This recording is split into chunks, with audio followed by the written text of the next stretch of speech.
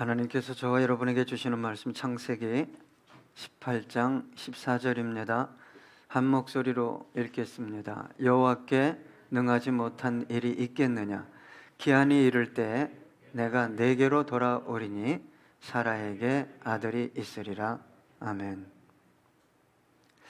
얼마 전 스트로맨이라는 사람이, 한 연구원이 교회를 드나드는 7,000명 청년에게 이런 설문을 했습니다. 당신이 하나님께 인정받으려면 무엇이 필요하다고 보십니까? 하나님께 인정받으려면 무엇이 필요할까요? 60% 이상이 선한 생활에 힘써야 합니다 라고 대답했습니다. 그 다음에 하나님이 참으로 만족할 수 있기를 원한다면 어떻게 사는 것이 좋습니까? 그랬더니 70% 이상이 최선을 다해야 한다고 생각합니다. 그런데 여러분, 이 통계가 무엇을 시사하고 있을까요? 교회 안에 자기도 모르게 공로사상, 행위가 더 중요하다라는 사상이 자리 잡고 있다는 것입니다. 하나님께서 정말 기뻐하시는 것은 인간의 공로가 아닙니다. 인간의 행위가 아니에요.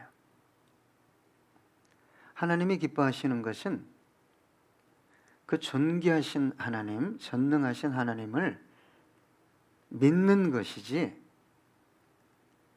그 하나님을 만족시켜 드리기 위해서 열심히 행위에 근거한 금욕적인 삶을 사는 것을 하나님은 기뻐하시지 않습니다.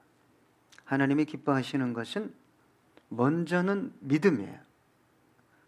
다음은 믿음에 의한 행위. 다시 말해서 그 행위가 믿음에 이끌려서 나와야지, 내가 이렇게 하면 하나님까지 조정하는 것입니다. 종교개혁의 3대 모토가 뭡니까? 오직 성경 말씀입니다.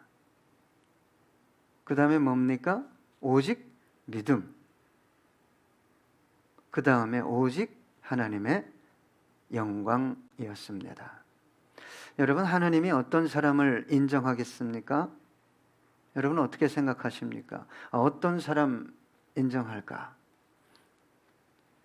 먼저는 자기가 죄인인 줄 아는 사람, 아무리 믿음이 좋아도 하나님 앞에 자랑할 것이 없다고 고백하는 사람, 아무리 경건 생활에 힘써도 내세울 것이 없고 자기 몸을 불사르게 내어줄지라도 자랑할 것이 없다고 생각하는 사람을 하나님께서 인정하십니다. 다시 말해, 예수만 붙들고 그분으로부터 오는 은혜 없으면 나는 아무것도 아닙니다, 이렇게 고백하는 사람입니다. 하나님이 어떤 사람 사용할까요? 내가 능력이 있는데, 내가 할 수 있는데, 내 머리 똑똑한데, 내가 사람들 잘 움직이는데, 하나님은요, 자신의 무능을 인정하며 하나님을 철저하게 의지하는 의존적 삶을 살아가는 사람을 기뻐하십니다. 무엇을 행했던, 어떤 결과물을 도출해냈던 간에 내가 한 것이 아니요 하나님이 하셨습니다. 그분이 인도하시고 그분이 능력을 주셨습니다 라고 고백하는 사람을 하나님은 기뻐하십니다. 여러분, 여러분이 가지고 있는 능력이 여러분의 것입니까? 여러분의 시간이, 건강이, 내일이 여러분의 것이 아닙니다. 내일이 주어지면 그것은 선물입니다. 내일이 내 것이다라고 확신할 수 있는 것은 신앙적으로 볼 때 극한 교만입니다. 그래서 이렇게 찬양했어요. 찬양 중에 내일 일은 난 몰라요. 참 나태하고 게으른 사람의 고백이요 찬양일 수 있습니다.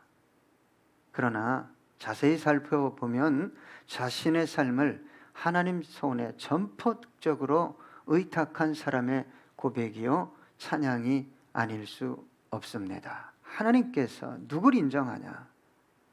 하나님 무능합니다. 내일 일 난 모릅니다. 하나님 도우시고 인도해 주셔야 내일을 맞이하고 그 하루를 온전히 살아갈 수 있습니다. 이런 사람을 인정하고 받으시고 기뻐하시고 세워 주시는 것입니다. 여러분, 교만과 겸손의 차이는 종이 한 장 차이입니다. 내가 할 수 있습니다. 나 능력 있고 내가 계획을 다 세우고 내가 그 계획에 근거해서 선택하고 결정하고 내 인생 내 겁니다. 참 괜찮은 것 같지만 그것이 하나님 앞에서는 얼마나 큰 교만인지를 알아야 합니다. 하나님이 가라고 하면 가는 겁니다. 하나님이 하라고 하면 하고 하나님이 멈춰라 하면 멈추는 것입니다. 내 계획이 어디 있습니까? 자, 오늘 주님께서 저와 여러분에게 주시는 말씀 들어갑니다. 여호와께 능하지 못한 일이 있겠느냐? 여러분, 하나님 전능하십니까? 예? 전능하심이 대체 무엇입니까? 전능하심을 깊이 묵상해 봤습니까? 하나님의 전능하심이 내 영혼과 육체와 삶에 어떻게 드러난다고 생각하십니까? 여러분, 구체적으로 경험하셨습니까? 저와 여러분은 하나님이 전능하십니다. 찬양을 합니다. 고백을 하고 믿고 잘 알고 있습니다. 성경의 말씀을 들어서 배워서 때로는 경험해서 다른 신앙인들의 간증을 통해서 알 수 있습니다. 여러분, 그럼에도 불구하고 저와 여러분의 내면을 들추어 보면 불안, 염려, 근심, 걱정, 두려움, 절망, 하나님의 전능하심을 믿으면서도 이러한 사람들은 삶의 매 순간에 그것들의 조정을 받고 선택하고 결정할 수밖에 없어요. 하나님의 뜻과는 너무도 거리가 먼 것을 선택하고 결정하면서도 그렇게 찬양할 수 있고 고백할 수 있다, 이 말입니다. 여러분, 왜 믿음이 세상을 이길까요? 하나님께서 믿음을 기뻐하시고 그 믿음을 통해 역사하시는 분이시기 때문에 그렇습니다. 전능하신 하나님을 믿는 것처럼 강력한 능력도 무기도 그리스도인들에게 없습니다. 저와 여러분이 자꾸 몇 푼의 돈, 내가 원하는 어떤 것들이 이루어지면 그러면 역으로 그 돈이 없으면 내가 원하는 어떤 일이 이루어지지 않으면 그럼 나는 뭡니까?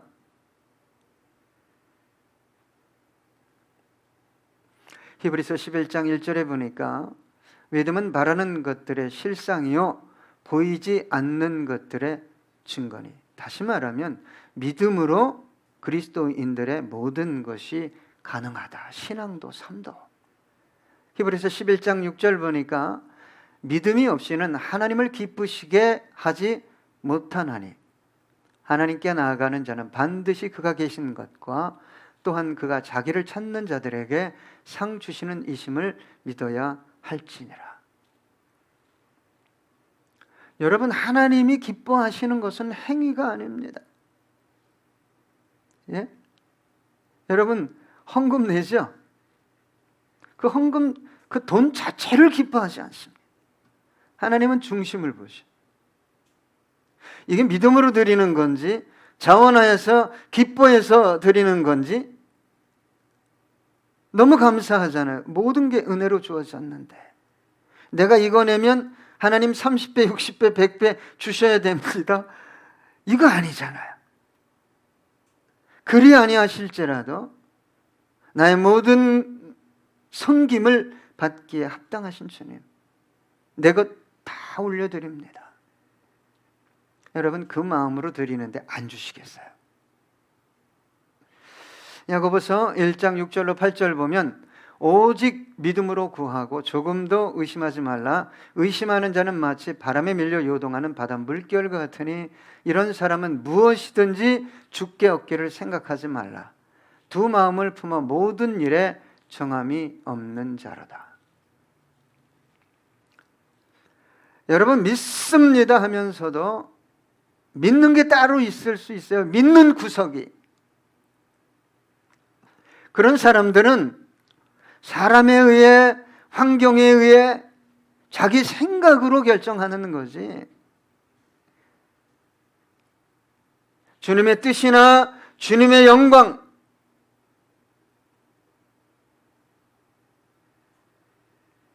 그걸 위해서 선택하고 결정하지 않는다, 이 말입니다. 저와 여러분은 하나님의 전능하심을 다 알 수도 다 경험할 수도 없어요. 오직 하나님의 주권 하에서 경험할 수 있을 뿐이다, 이 말입니다. 믿음이 하나님의 선물이기 때문에 그렇습니다. 그 믿음에 근거해서 무엇인가를 경험하는 것조차 은혜요, 하나님의 선물인 것입니다. 하나님의 전능하심을 믿는다면 저와 여러분의 중심을 점검해야 돼요.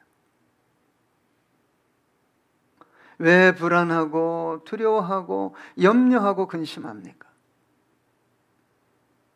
무엇이 없다는 방증입니까? 내 안에 주님께서 그렇게 기뻐 받으시기 원하시는 믿음이 없다는 방증이에요. 믿노라 하면서도 두려워하고 매일 근심하고 매일 걱정하면 실상은 믿음이 없는 것인데 자꾸 착각하는 거예요. 내가 믿는다고 고백하니까.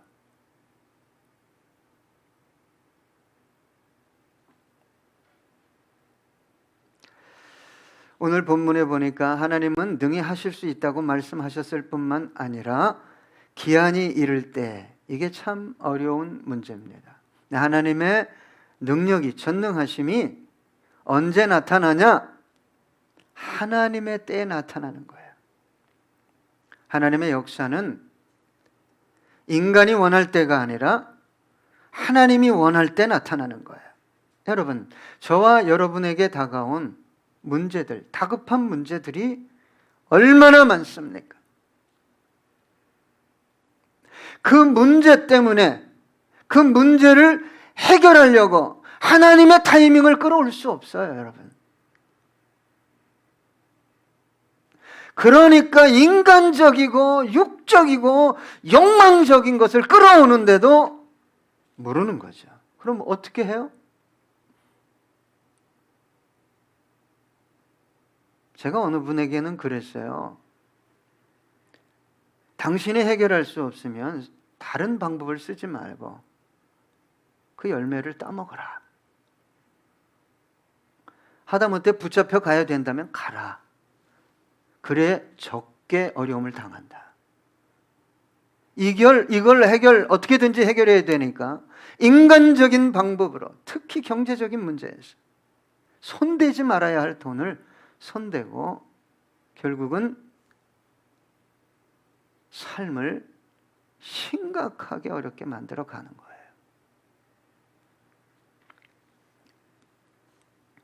여러분, 기한이 이를 때라는 것은 저와 여러분이 원한 시간이 아니에요. 하나님께서 지정해 놓은 타이밍, 지난주에도 말씀드린 것 같은데 D-Day가 있다, 이 말입니다. 그때 이루어져야 하나님의 선하심, 신실하심, 하나님의 능력과 영광이 드러나게 되는 것입니다. 하나님께서 아브라함에게 내가 너 아들 줄게 약속하셨어요. 당장 주실 수 있는 분이에요. 내일이라도 당장 아들 줄 수 있어요. 20년 넘게 주지 않았어요. 여러분, 거기에는 놀랍고 오묘한 하나님의 뜻이 숨어 있었어요. 어떻게 아브라함이 내가 했다고 말할 수 있겠어요? 중간에 내가 하려고 하니까 하갈 여종을 통해서 이스마엘을 출생하게 됩니다. 네 후손 아니다. 여러분, 하나님의 때라는 것은 인간이 했다고 말할 수 없는 때입니다. 내 능력과 방법으로는 도무지 불가능한 시기에 하나님께서 개입하는 거예요. 그래서 하나님께서 이끌어내려고 하는 게 뭐냐? 절대신앙, 절대순종이에요. 여러분, 어떻게 아브라함이 이삭을 번제물로 드릴 수 있었겠습니까? 여러분, 아브라함에게만 가능한 일입니까? 저와 여러분에게도 가능한 일입니까? 지금도 이러한 사건이 일어나고 있어요. 목사님이 기도하면서 세 자녀를 하나님의 자녀입니다. 하나님의 자녀입니다. 기도했어요. 그랬더니 세 자녀를 세계에서도 가장 힘든 오지에 선교사로 파송하셨어요. 하나님의 것이라는 뜻의 의미를 아십니까? 내 인생이 하나님의 것입니다. 내 삶이 하나님의 것입니다. 그걸 아셔야 돼요. 알고 고백하셔야 된다 이 말이에요. 삶은 끝없이 자기가 유익한 대로 정욕대로 선택하고 결정하면서 내 것이 하나님의 것이래. 이런 신앙 착각은요, 자기를 못 보는 거예요.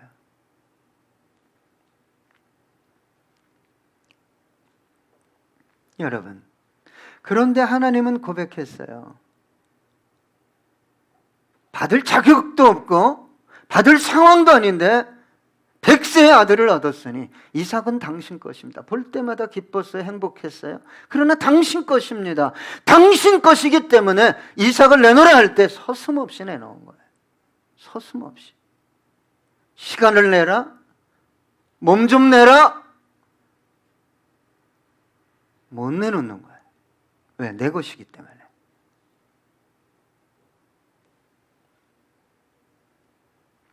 나도 아들도 내 삶도 아들의 삶도 미래도 주님 것입니다. 그러니까 자신의 생명보다 귀한 이삭을 올려 드릴 수 있었던 것입니다. 여러분, 믿음이라는 것 한순간의 흥분 가지고 만들어지는 거 아닙니다. 25년을 실수하면서 기다리니까. 그 믿음이 하나님 보시기에 참 기쁜 믿음이요, 믿음의 조상이라는 호칭을 받는 믿음이 된 것입니다. 여러분, 본토 친척 아비집을 떠난 믿음, 대단한 믿음이에요. 이 믿음보다는 더 대단한 믿음이 어떤 믿음입니까? 언약의 약속의 확증인 이삭을 칼로 베는 거예요.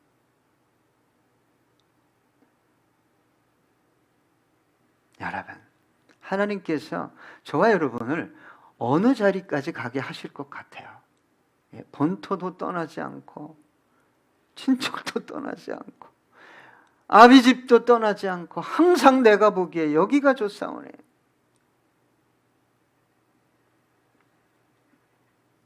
여러분, 아브라함이 백사가 돼서 이삭을 얻었을 때 하나님의 뭘 믿었을까요? 전능하심을 믿은 거예요. 입술로 믿었죠? 아니요. 히브리서에 보니까 내가 아들을 번제로 잡아들여도 하나님께서 능히 다시 살리실 수 있다. 이걸 믿었다고 성경은 기록하고 있습니다. 하나님의 능력을, 하나님의 섭리를 깊이 아는 자리까지 가는 믿음의 동역자들, 사도 바울이 고백한 것처럼 우리는 하나님의 동역자다. 얼마나 멋있습니까?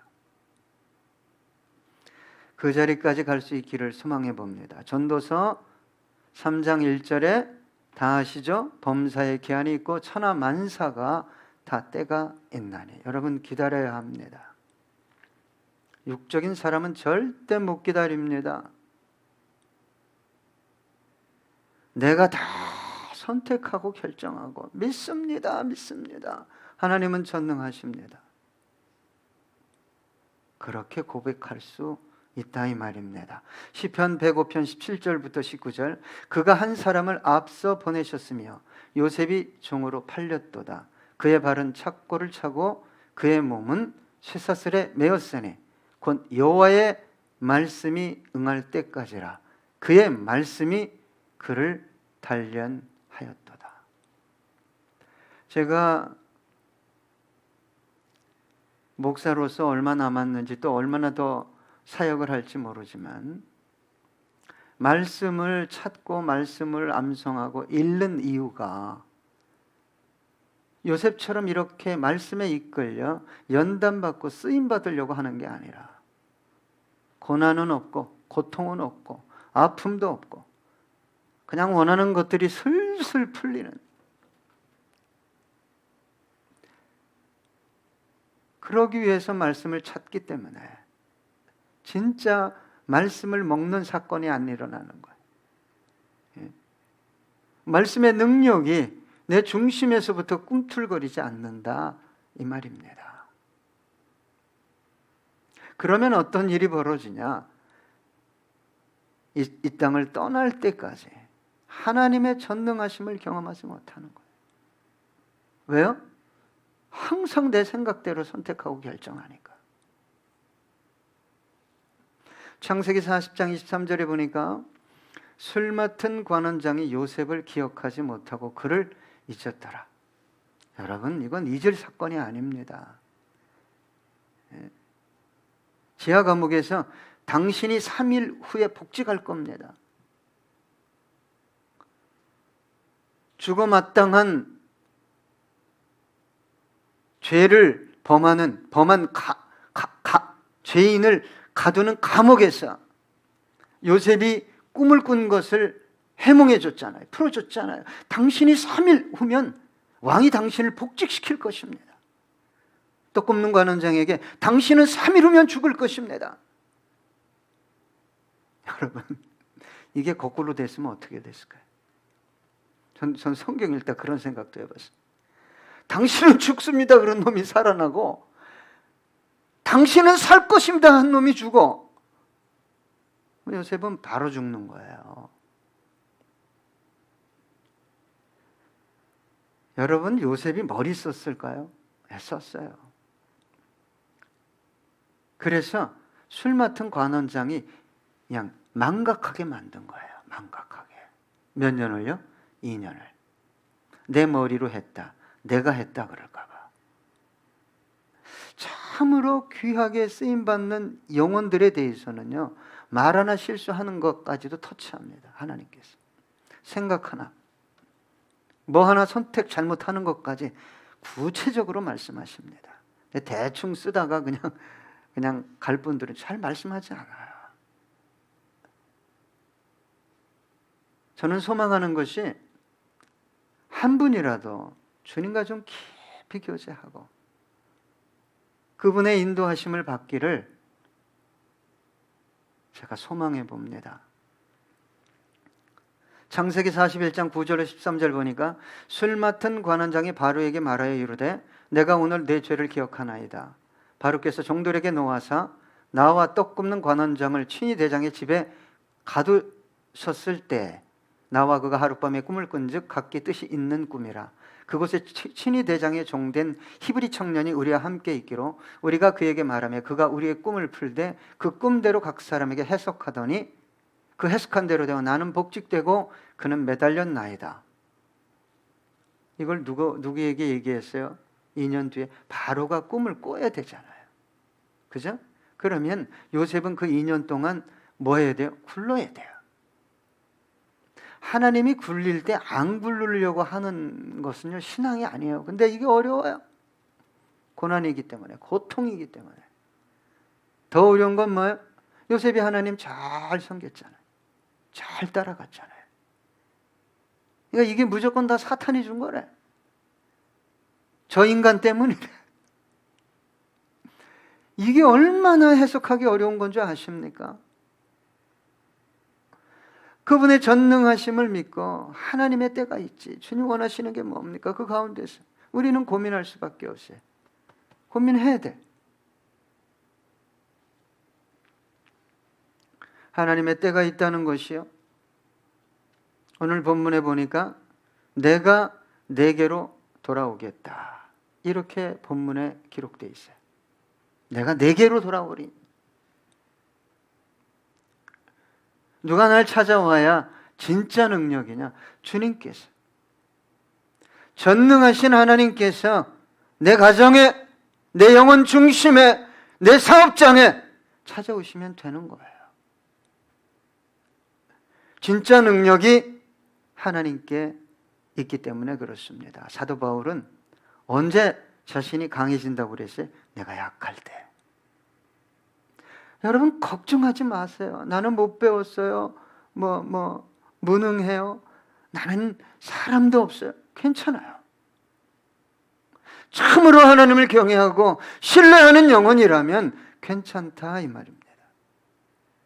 무식한 베드로도 주님께서 고쳐서 쓰셨어요. 여러분, 인간의 연약함은 하나님의 능력을 드러내는 통로가 됩니다. 왜 그럴까요? 여러분, 정말 어디 기댈 데도 없고 말할 데도 없고 찾아갈 데도 없고 오라는 사람도 없고 그런 사람이 하나님을 믿는데 믿음이 좋다면 어떻게 간구할까요? 예? 대강한다고요?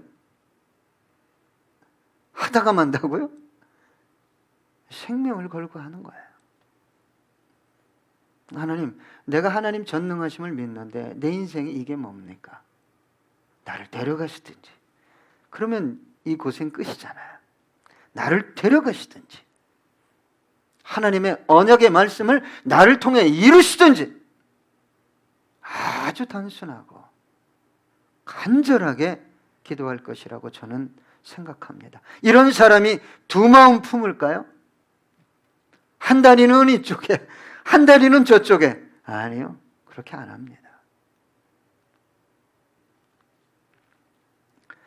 제가 언젠가도 말씀드린 기억이 있어요. 절박한 상황이 절박한 믿음을 만들어 내는 거예요. 상황이 절박한데 믿음이 절박한 믿음이 아니야. 그럼 이 사람은 뭐 쫓아가게 돼 있다고요? 돈, 사람, 환경 자기가 생각하는 거 쫓아가게 돼 있어요. 헤어나오질 못하는 거예요. 그게 원리예요. 영적 원리. 자동차에 기름이 없는데 어떻게 갑니까? 차는 무지하게 좋아요. 기름 없는 차가 가는 거 봤어요? 그랬더니 승현이가 전기로 가지. 수소로 가지. 여러분, 정말 배가 부른 사람에게 음식 갖다 놓으면 음식 보면 멀미하지 않습니까? 막 싫어요, 음식이. 며칠을 굶은 사람에게 여러분, 음식을 갖다 주면 자기가 먹을 수 없다면 일주일 열흘 굶어 보십시오. 남이 먹다가 버린 거? 그런 것도 마다하지 않습니다. 여러분, 상황이 절박합니까? 하나님 개입해 주시지 않으면 내가 어떻게 이 상황 감당할 수 있습니까? 내가 믿지 않습니까? 당신의 보혈로 씻음받고 하나님 자녀가 되지 않았습니까? 왜 그렇게 생명을 걸고 기도하지 않고 생각을 쫓아갑니까?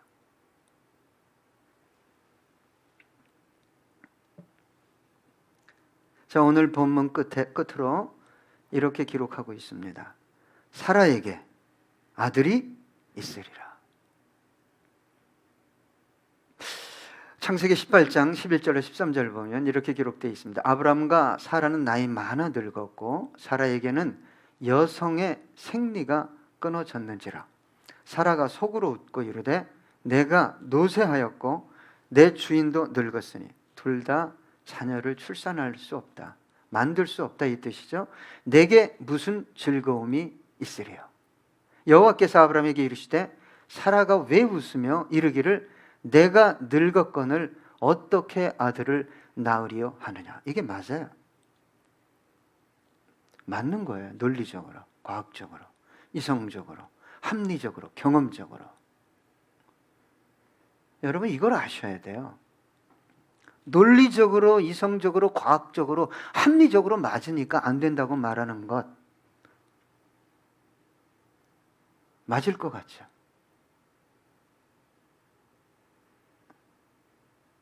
하나님 앞에 나오세요. 사람 앞에서 얘기하면 너 미쳤다고 그래요. 왜? 다 이성적인 사람들, 논리적인 사람들이에요. 다 정욕에 붙들린 사람들이에요. 이걸 붙들고 기도해야 돼요. 모든 사람들이 말하길 넌 안 돼! 너 일어설 수 없어! 너 이성적으로 생각해봐. 논리적으로 생각해봐. 상황적으로 생각해봐. 말할수록 상처받아요.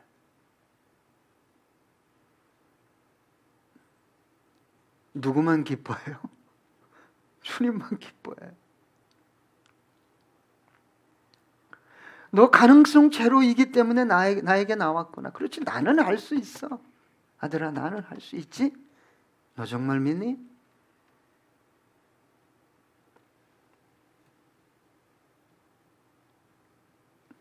여러분, 하나님이 어떤 사람 기뻐할까요? 예? 자기가 노력한 게 끝이라고 생각하는 사람일까요? 노력하지 말라는 거 아니에요? 예? 연약하고 무능하기 때문에. 저는요, 하나님 없으면 못 살아요. 플러스 돈도 아니고 땅도 아니고 저는 하나님 자신 없으면 못 살아요. 내가 무엇을 바라리요? 나의 소망은 오직 주께 있나이다. 그 사람의 영혼 중심에요, 담대함이 있어요.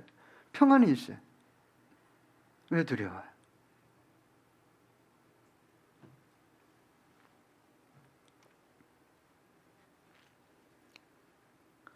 창세기 18장 15절입니다. 사라가 두려워서 부인하여 이르되 내가 웃지 아니하였나이다. 이르시되 아니라 내가 웃었느니라. 얼떨결에 또 하나님까지 속이려고 그래요. 그래서 그 아들 이름이 뭐예요? 이삭이잖아요. 이삭의 뜻이 뭐예요? 웃음이에요. 웃음. 너 웃었다. 평생을 내가 웃었지 이러면서 사는 거야. 이삭이라고. 여러분, 제가 좀 얘기하고 주님이 성경에 그렇게 이렇게 했으면 웃어. 자꾸 그냥 웃으면 괜찮은데 비웃어. 그러지 마세요. 좀 하나님을 독대해 보세요. 저는 가끔 그런 생각도 해봐요. 이 땅에 뭔 미련이 있어요? 더 살아야 돼요, 조 권사님? 더 살아봐야 더 고통스러워요. 주님 앞에 가면 완벽한 삶이 기다리고 있잖아요. 시험이 기다리고 있나, 취업이 기다리고 있나, 자식 양육 대학 들어가는 게 기다리고 있나, 아픈 게 있나, 이별하는 게 있나? 곡하는 게 있나? 하나님, 내가 이 땅에서 주님을 위해서, 영혼들을 위해서 할 일이 없다면 좀 데려가 주세요. 그리고 또 한 가지 구하는 게 뭔지 아세요? 할 일이 있는데 왜 이렇게 무능합니까? 저는 매일 비실비실대고. 하나님 좀 능력 좀 달라고. 일꾼들 좀 세워달라고. 할렐루야? 네. 여러분, 여러분이 할 수 있는 게 아니에요. 하나님이 할 수 있는 거예요. 그때가 다가오고 있어요. 사라에게 너 아들이 있을 거야. 이건 말이 안 되는 거예요. 그렇지만 오늘 말씀 듣고 아멘입니다. 아멘입니다. 내가 정말 주님 앞에 나와서 한번 주님을 독대해 보겠습니다.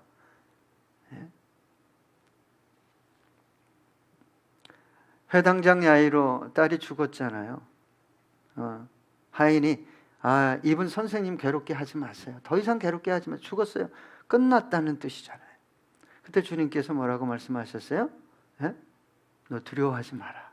믿어라. 하나님이 행위를 좋아하지 않습니다. 그래서 자꾸 행위로 나가려고 하는 거. 그러니까 하나님 앞에서 경건하게 사는 게 나쁘다라고 말씀드리는 게 아니에요. 그래 죽었지. 죽었는데 너 두려워하지 말고 믿어라. 지금도 동일하게 말씀하신다고 저는 생각합니다. 제가 누군가가 성경을 읽을 때 성경을 읽었어요. 이렇게 앉아서 마주 앉아서. 근데 그 말씀이 하나님의 음성으로 직접 들린 경험을 했어요. 저희 아들하고 한 거예요. 우리 아들 8살에. 지금 기억이 생생해요. 그 아이가 한글을 띄고 말씀을 첫 구절을 딱 읽는데 그게 제 영혼 속에 레마의 말씀으로 들어왔어요. 창세기 1장 1절입니다. 함께 읽어볼까요? 시작. 태초에 하나님이 천지를 창조하시니라. 이 말씀이 정말 믿어지길 축복합니다. 믿어야 하나님께 나와 기도하고 믿음이 견고해져서 상황에 안 이끌려갑니다. 다 머리로 계산하고 정력으로 계산하고 이건 좋다 나쁘다 해야 된다 말아야 된다 내가 결정하지 않는다 이 말이에요. 예레미야 33장 3절입니다. 우리 함께 읽어보죠. 너는 내게 부르짖으라. 내가 내게 응답하겠고 내가 알지 못하는 크고 은밀한 일을 내게 보이리라. 오늘 주님께서 저와 여러분에게 주신 말씀이 뭡니까? 나는 할 수 있다. 그런데 때가 있다. 때가 있다. 내가 너의 문제 속으로 갈 때가 있다. 불가능한 사라에게 아들을 준 것처럼 내가 너에게 놀라운 역사를 베풀어 주시겠다고 약속하고 계십니다. 기도하겠습니다.